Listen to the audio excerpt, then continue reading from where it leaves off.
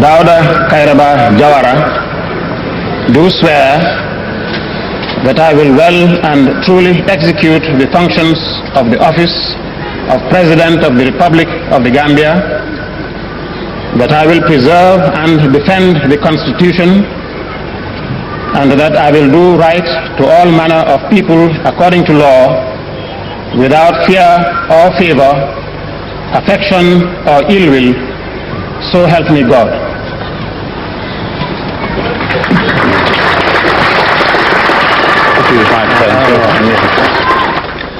On Tuesday, 11th May 1982, Sir Dauda Jawara was sworn in for his fourth term as President of the Republic of the Gambia. The Gambia's Chief Justice, Sir Philip Bridges, administered the oath at Makati Square in Banjul. For President Jawara, the simple and solemn swearing-in ceremony was the climax of the most important general and presidential elections ever held in the Gambia. Elections which resulted in a great personal victory for himself and which won his People's Progressive Party, the PPP, 27 out of 35 seats in Parliament. The elections themselves came exactly 10 months after the most traumatic events in the Gambia's 17 years of independence. In the small hours of the last day of July 1981, an unsuspecting Gambian populace awakened to the sound of gunfire and witnessed such scenes of turmoil and killing as had never before been imagined possible. In the course of a violent attempt at a coup d'etat, a group of previously unheard of Gambians, supported by a segment of the paramilitary field force, broke into the state armory and armed large numbers of people who rampaged through the country. Destruction of state and private property on an unprecedented scale followed. Shops were looted and ransacked, cars and vehicles were commandeered, and many of them wrecked. But worst of all, the loss of life was staggering. President Jawara, flying back from England, called in troops from neighboring Senegal and declared a state of emergency. The coup was put down in a few days.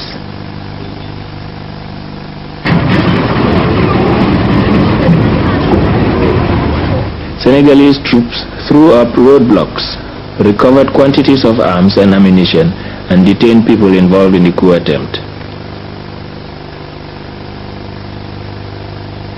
Shortly after, President Jawara proposed a confederation between the Republic of the Gambia and the Republic of Senegal. Well, since independence, we have entered into a treaty of association with Senegal, and we have from time to time since then entered into a lot of agreements in various activities of government. But the time has come, I think, and this has been emphasized by the recent events, when we should have a closer look at this arrangement and see what progress we can make towards the closer relationship between the two countries for the better security of our country. Security is very important, and it has become more complex, more sophisticated than since 1965.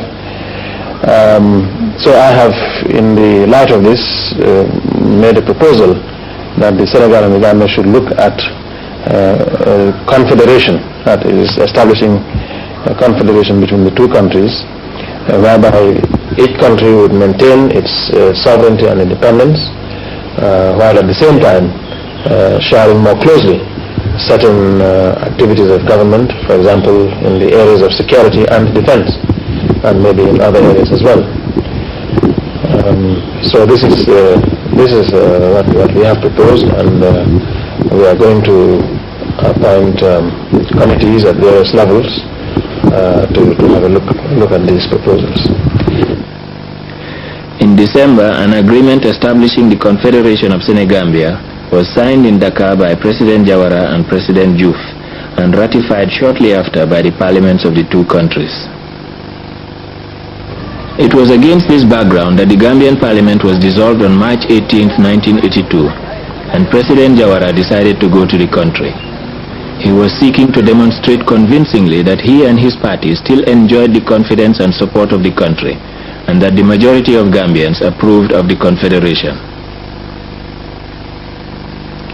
The opposition parties, mainly Mr. Sheriff Mustafa Dibba's National Convention Party, were counting on a massive protest vote against the PPP, which would dramatically improve their poor showing in Parliament.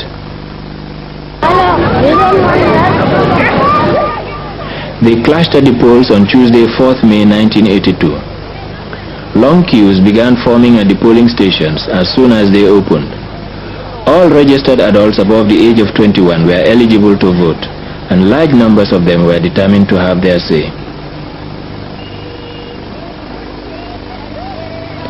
This year, for the first time in the history of electioneering in the Gambia, appointment to the presidency was by direct contest at the polls and was not dependent on the leadership of the majority party in Parliament. The election supervisor, Mr. Suleiman Fai, explains the effects of this innovation on the electoral machinery. Well, the organization of these elections to some extent is very similar to the organization of previous elections, because we do it in consultation with the returning officers in the provinces who are the divisional commissioners. We also do it in close consultation with the electoral office, headed by the electoral officer. So from that point of view, it's going to be very different. The only basic difference really, as you already know, is that this year, for the first time, we are having a presidential election which is entirely separate from the parliamentary election. And this has posed a bit of problems in terms of recruiting adequate number of polling staff who are quite experienced in electioneering. This has not been an easy thing. Because of the two simultaneous elections, the demands on polling staff have been increased, and it's not been possible always in every constituency to have polling staff who have done elections before, who are quite experienced. Some of them are having their first experience, but most of the presiding officers, if not all, have had election experience before. So this doesn't pose any problem really. As in all previous elections, voting was conducted according to tested and proven procedures through which Gambians have enjoyed one of the fairest and freest electoral processes to be found anywhere in the world.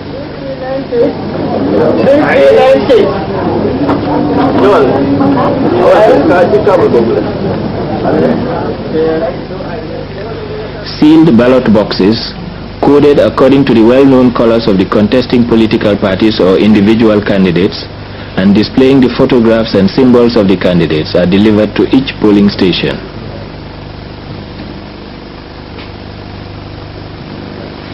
Under the watchful eyes of the agents of the candidates, the presiding officer breaks the seals just before the commencement of voting.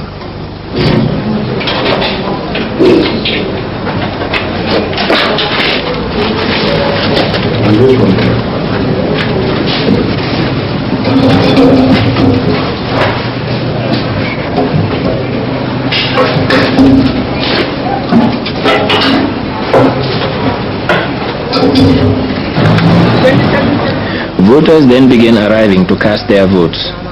Upon presentation of a valid voter's registration card showing their photograph, a voter's name is checked against the register and ticked off.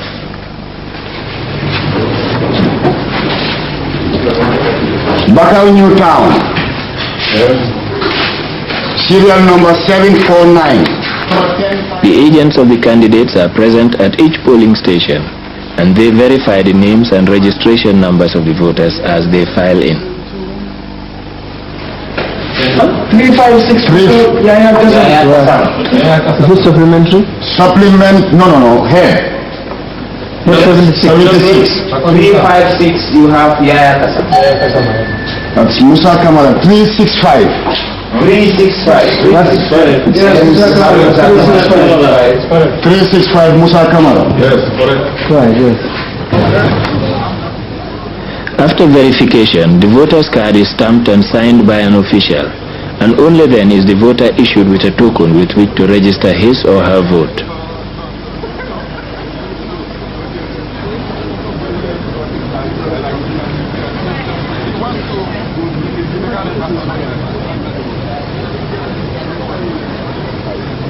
In order to vote for the presidential candidate, the voters are given yellow tokens. Then they go into the first of two polling booths. There, in complete privacy and secrecy, they cast their vote for the candidate of their choice.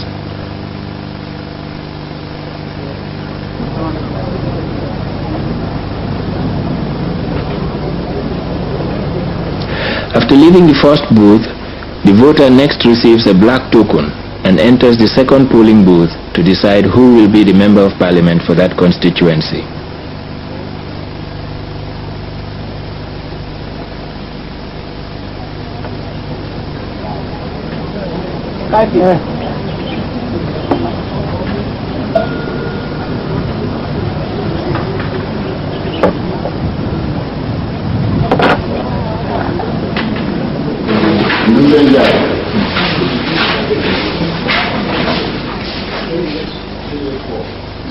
When the token is dropped into a ballot box, it activates a bell which is audible to the supervisor outside.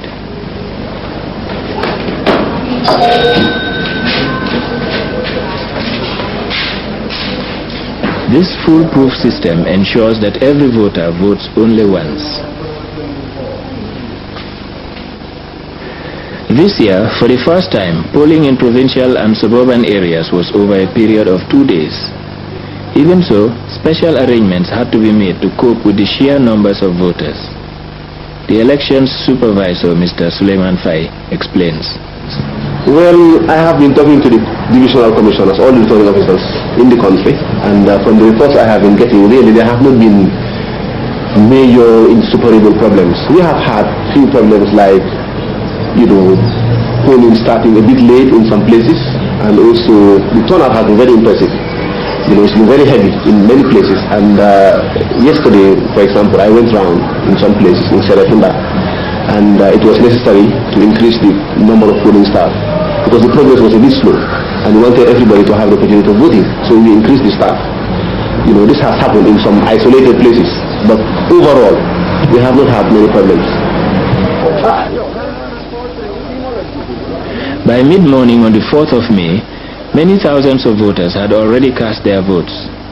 Everywhere, voting was proceeding in a calm, cool and orderly fashion. The presiding officers had the same story to tell. This is Serekunda West constituency, comprising of Newtown, New Jaswan, Kanifing and Ibo Town. How is the voting going so far? The voting is going well, very satisfactory, orderly in fact. Have you had a large turnout? Yes, this morning we started pool by 8 a.m. and there was a large crowd, but so far 800 voters, over 800 voters casted their votes. It's been very orderly? It's been very orderly, and we have no problem so far. This is the Banjul North constituency. How is voting going so far? Well, it's going on smoothly. When we started earlier, it was a bit slow, but we were able to, work very hard together, and it's going on very smoothly and in fact very fast. Do you know roughly how many people have voted so far? So far, there are about 450. According to the trays, we're using this trays which contains about 200 tokens, yes. And we are now on the third tray almost. Have you had any problems so far? So far, no problem. People are smiling and just, voting normal. It's just normal. There is no problem so far.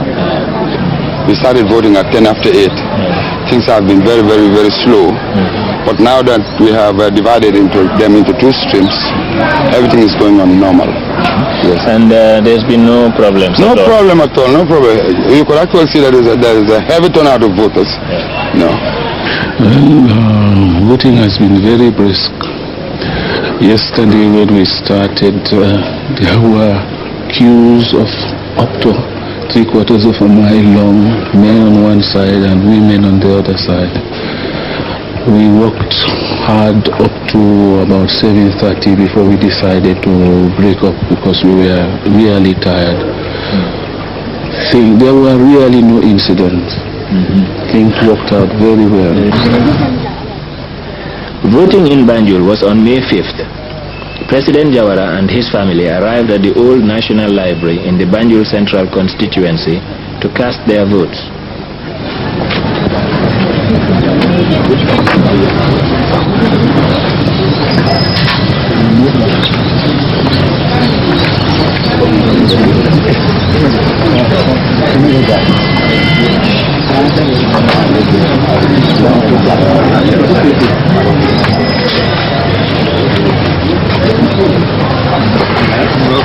Thank you very much. Thank you, thank you. Right. Can we ask you a few questions for television, please? Yeah. How do you view the prospects for your party at the moment? Oh, well, I think the prospects for the party are extremely good. We have, since the last general elections of 1977, been increasing our membership, gaining from the opposition to the PPP, and I think this will be reflected in the elections we are now conducting. So you are confident of victory. Any forecast on the proportion of your majority? I wouldn't like to forecast, but I think it will be a sweeping victory. I'm expecting a landslide victory, in fact. Are you satisfied with the turnout, sir? The voter turnout? Well, I understand the turnout has been excellent, extremely high. This is my information. What about parliamentary election? Your forecast? Yes, the same. We will not have problems? In the parliamentary elections? Yes. No, my expectation is a landslide victory. Throughout the period of voting, the candidates moved freely between the polling stations, observing proceedings and sizing up the mood of the voters. Without exception, they were all absolutely optimistic about their chances of election. I think they are rosy, to put it mildly. And are you satisfied with the turnout? The turnout has been very good. Up till now the queues are very long, and we think they contain our supporters. Here you are now in Bakau giving support to your other candidates, fellow candidates. Do we take that as a mark of your confidence in your own re-election? Not only in my own election, but also in the election of the PP candidate for Bakau. That's why I've come to give him my support. Mr. Dembo Bojang, you are the candidate for the National Convention Party in Bakau. Yes. How do you size your chances of election? My chances, the election really, I'm going through with an increased majority, really. And so despite the state of emergency, I'll go through with no majority, really. I'm quite sure I'm going through. Mr. Bojang, you are the PPP candidate for Bakau. Exactly. How do you rate your chances of election? Well, as far as observation is concerned, our hopes this time are higher than ever before, actually. Have you had a large turnout so far? Yes, because currently the queue that we've had this morning has been dealt with, and people are coming in, in ones and twos now, really. Mr. Sala, you are the United Party candidate for Banjul South. How do you rate your prospects of election? Well, I think the prospects are very good. Very, very good. I think I can feel comfortable. Yes. Are you happy with the turnout of voters? Oh yes. Oh yes. The turnout is very good this year. It's very good. Yes. Here in Banjul, I'm going to have a landslide victory. You are very confident? I'm very confident, and the president will have a landslide victory in this constituency too. Are you happy with the turnout of voters? Yes, it's going very well. I've never seen this kind of voting in this, constituency. Yes. And do you think there is a special meaning, significance behind this large turnout? Yes, I think people are becoming aware of their civic rights, and they know what they are doing, and they have affection for the party and the leader. Mr. Anya, you are the PPP candidate for Serekunda West constituency. Yes. What are your prospects for election, do you think? Oh, victory. Overwhelming victory. You are confident of victory? Yes. Yes. How has the turnout been like so far? Very good. Very good. Very heavy. Very heavy turnout. Yes, you think most people have come to vote? Yes, a large number of people. The only people who didn't turn up are probably those who are distant as a result of the events of 30th July. A lot of them perhaps couldn't come. But I don't think they're here. They're not the people who've gone out of the country. I am certain that victory is ours. You are absolutely confident? Of course, yes, because there are factors that give me that faith. Yes. And the voter turnout, has that been to your satisfaction? Not at all. You expected more? Yes, because in fact the number of registered voters, according to the records we have at the electoral office, is 6,374 at the time that the registration, the compilation closed.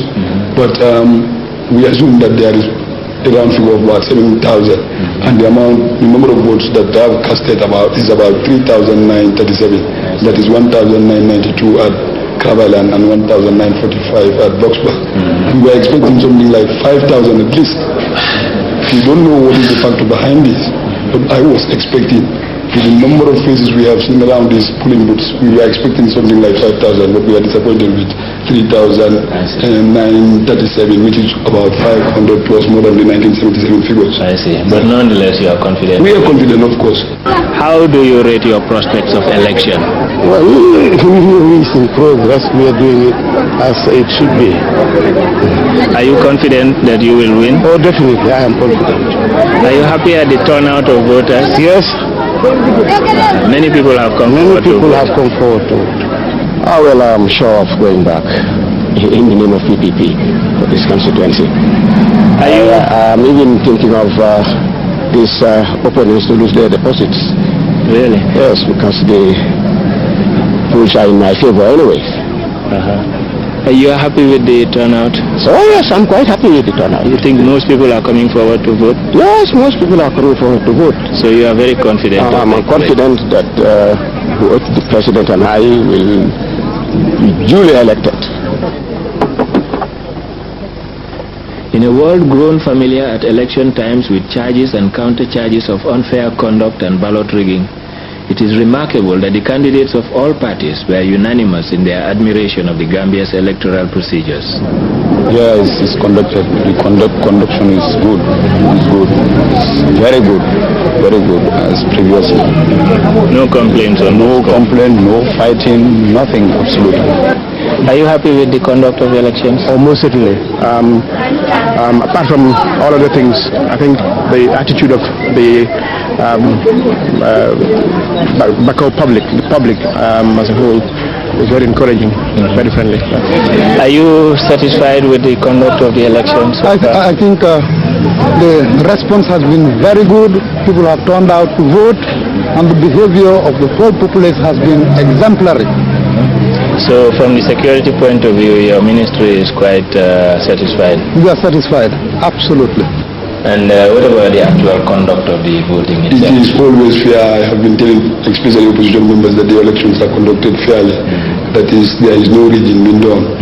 And one thing we can complain of is at the time of the registration, that is, the opposition don't have the money, and the people are not all that mobile to go countrywide, so that to see that their members are registered.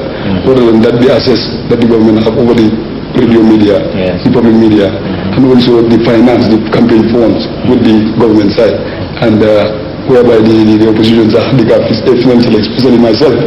I don't think even where I'm standing I have a penny in my pocket, which is very sad indeed. Yes, other than that, the elections are conducted fairly.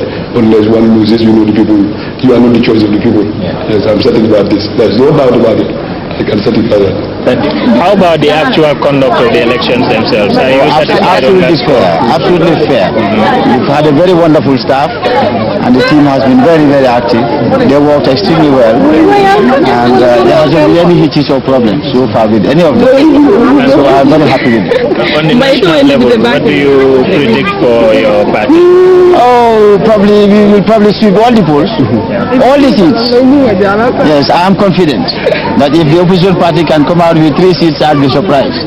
Yes, that is my conviction. And the conduct of the elections in general, are you satisfied? Well, since the beginning, I have always been satisfied with the way the elections are conducted. I know there cannot be any rigging in the balloting or in the counting system. There is no rigging. Well, if rigging takes place at all, it is always done before the polls are open. This is in the manner of registering people when registration is supposed to be over, under the transfer of registration, under the supplementary of registration and so forth. Yeah. But the actual conduct of the elections... The actual conduct of the election is quite fair, as far as I'm concerned. At the end of the polling day, the presiding officers, again closely attended by the candidates' agents, seal all ballot boxes which are transported under guard and delivered to the returning officers for counting. The seals are broken and the contents of the boxes emptied into huge sieves to remove the sawdust which lines the bottoms of all the boxes.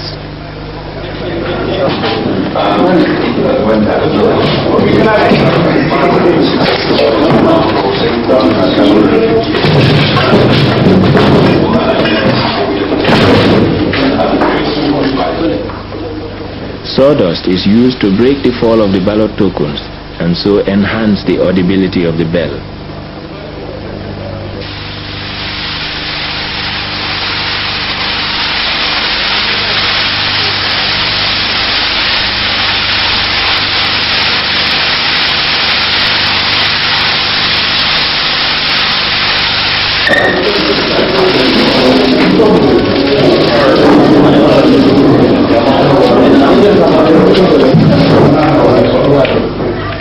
The ballot tokens are laid out on special trays designed to facilitate counting.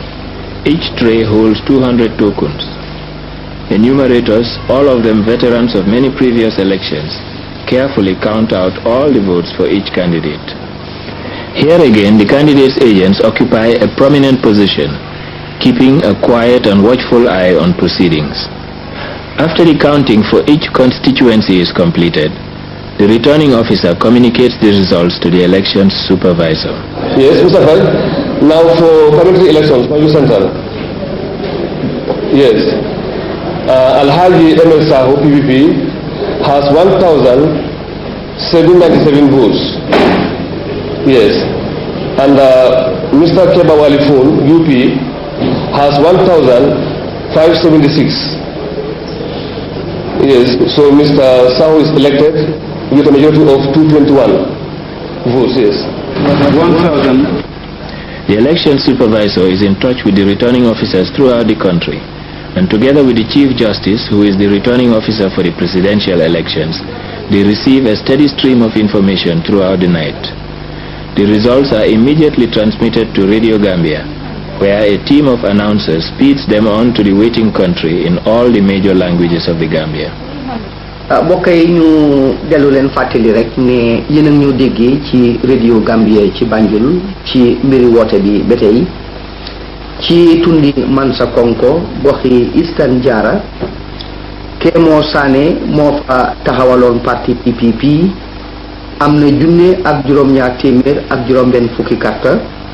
Seexu Baro moom independent la am na ñaari junne téeméer ak juróom fukk ak juróom-ñeneenti carte. Bon nag Seexu Baro mu independent moo gagné ci Eastern Jara et gagné na carte yu toll ci junne ak ñetta téeméer ak juróom-ñeneen fukk ak juróom-ñeneent.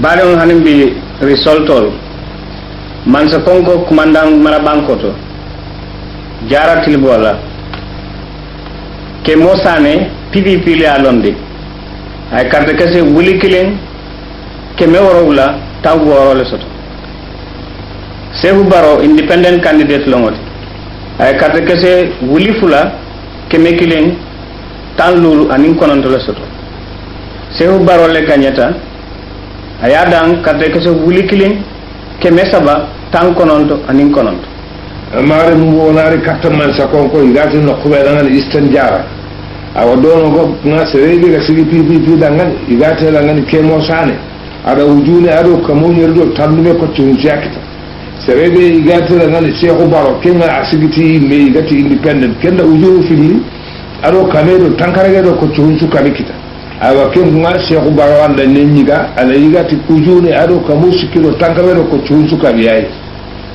11 o'clock, and it's back to you, Bonamboja, the election desk. Thank you very much, Joy Coker. And here now are the results for the Jokado constituency in the Kerewan administrative area. Dr. Momodu S.K. Mane, PPP, 2,727 votes. Yusuf Sise, Independent, 643 votes. As the night wore on and the voting pattern became clearer, it became evident that President Jawara's ruling People's Progressive Party was headed for a landslide victory. The opposition suffered severe losses, and the leader of the opposition National Convention Party, Mr. Shirif Mustafa Dibba, lost his seat to the PPP candidate. In the final analysis, the People's Progressive Party won 27 seats to the National Convention Party's 3. The remaining 5 seats went to independent candidates. In the presidential elections, a massive 72.44% of the popular vote went to President Sadauda Jawara, representing solid endorsement of the policies he had pursued, as well as a great personal triumph for himself. Well, thank you very much for congratulations. I feel that the results of the elections have been a great triumph for myself and for the PPP and for the policies that we have stood for in the past, and those that the programs and actions that we project for the future. In the context of the recent events, particularly the events of July 1980, when there was an attempt at the overthrow of your government, would you like to place the present elections in their perspective? Well, I think the electorate have, in a very clear and unambiguous manner, expressed their rejection of the attempt to overthrow the constitutional government of this country. The people of this country, since independence, have been used to democratic ways, democratic elections, and respect for law and order, and so on, and they have shown during these elections in the most unambiguous manner their rejection of an attempt to overthrow the constitutional government of the country by force. And they have also endorsed in no uncertain manner the steps that we have taken to deal with that illegal unconstitutional attempt, and the steps that we have taken for the future of this country. In particular, do you think the results of the election are a vindication of your policies with regards to Senegambia?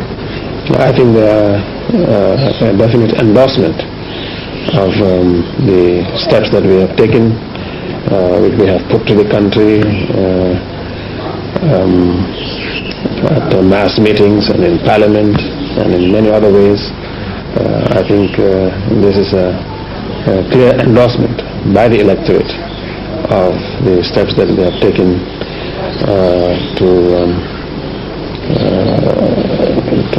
institute the Senegambia Confederation and to map out a future for this country in relation to our neighbors in the sub-region.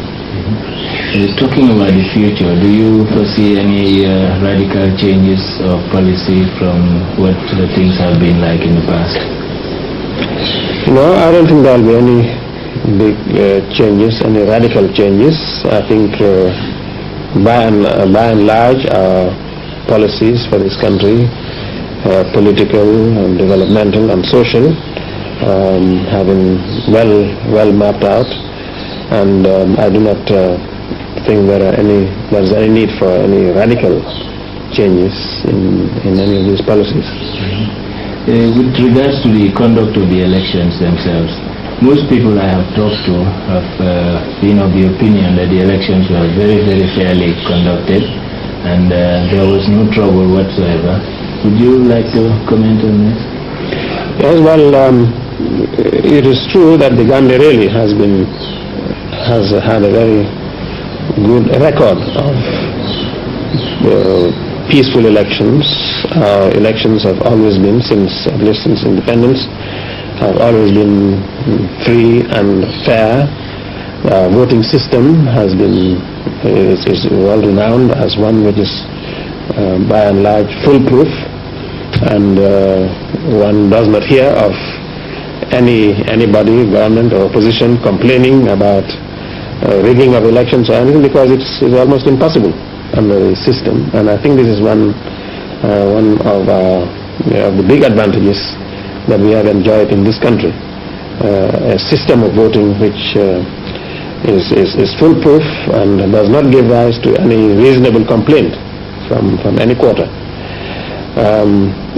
In addition to that, we have had really very reasonably peaceful elections, and I think these elections that we have just gone through almost beats even that good record. I think I've not even heard of any serious quarreling from any quarter of the country, and this time, of course, we have security forces have been able to cover the whole country by telecommunication system, and we're getting hourly reports from all parts of the country, and there has been absolutely no disturbance of any sort whatsoever.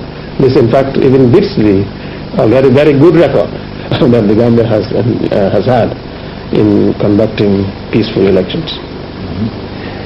On the results of the elections themselves, a number of independent candidates have emerged. Do you see a trend in this direction? Well, this is not the first time that we have been faced with a lot of so-called independent candidates. This is one phenomenon which, of course, the party has to watch very carefully, because it could disrupt party discipline. I mean, most of these so-called independents have applied to the party. The members of the party applied for sponsorship. They were not selected, and they went ahead and stood as independents. Well, I mean, they have a right to do that, but as far as party discipline is concerned, it is a trend that has to be watched very carefully, and so that it does not disrupt unduly discipline within the party. But do you think, in the light of the fact that they have, some of them, been elected, that the party probably chose the wrong man? Well, there is that aspect of it too. For the first time during these elections, we had the constituencies electing 5 people from the constituency to sit with the selection committee. This was being effected for the first time during these elections, but all the same, it doesn't seem to work out completely perfectly, which is understandable. And in some instances, I think you're quite right. The party selection committee must have chosen unwisely. It's not easy to choose. I mean, there are so many factors one has to take into account, and it may well be that in 1 or 2 cases, they really choose people who are already rejected by the electorate. But these two, I mean, we cannot do things perfectly all round. But it is an area we have to watch to perfect our selection procedure, so that as much as possible we select candidates acceptable to the constituencies, and secondly, to try and enforce party discipline more firmly. This year, for the first time, the elections for the president have been separate from those for parliament. Was there any special reasoning behind this? Well, I think it is neater and it is better in many ways.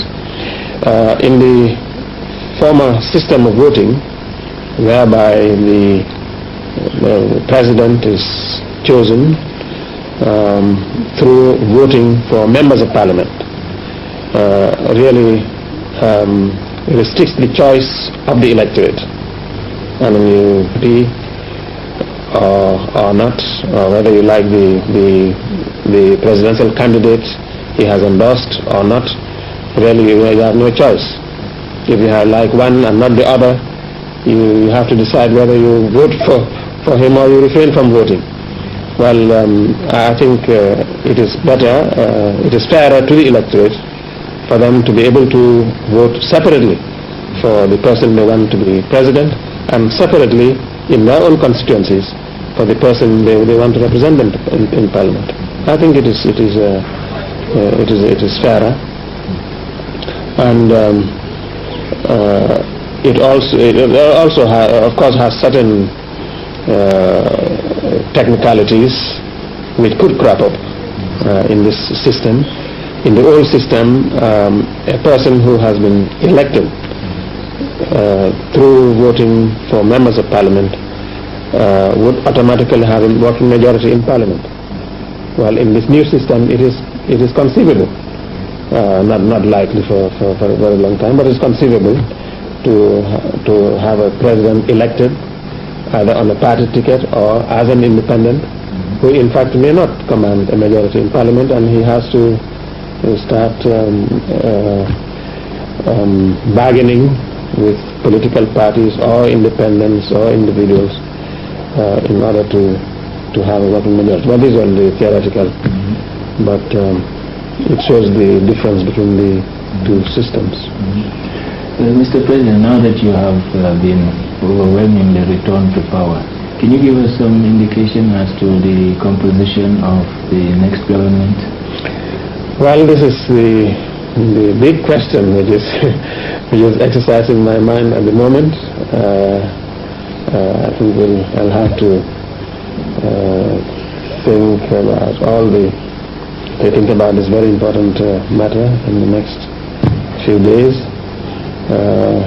taking into account the new composition of the parliament. Of course, we still have some members of parliament to be elected, namely the 5 to be elected by the chiefs. So the parliament is really not complete yet. So that gives me a little bit more breathing space to think about the new government. Should we expect some surprises, perhaps? Well, as I say, it is now exercising my mind, and there might well be, there might be, there might not be. Mr. President, we thank you very much. Okay, thank you very much.